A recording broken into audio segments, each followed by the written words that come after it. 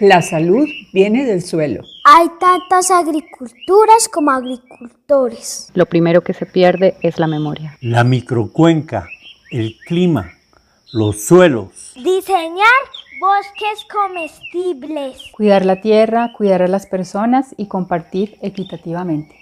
Es parte de nuestra dieta. Papayuelo, tomate de árbol, uchuva, cubios, calabaza. Siembra con las lluvias. Somos lo que comemos. Ativa, Escuela Radial para la Soberanía Alimentaria.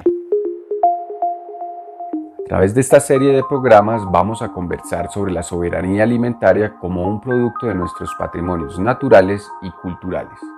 Navegaremos en este universo con los ojos abiertos y curiosos en el que todos somos protagonistas de la ciencia.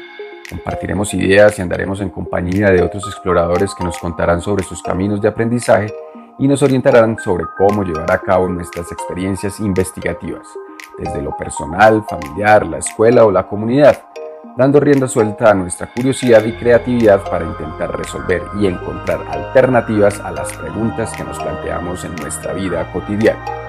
Acompáñanos en esta aventura con la ciencia para redescubrir el territorio que habitamos, para contemplarlo con otra mirada y así, entre todos, seguir construyendo el patrimonio.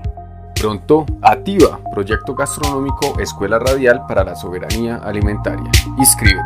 Apoyado por el Ministerio de las Culturas, las Artes y los Saberes, Programa Nacional de Concertación Cultural.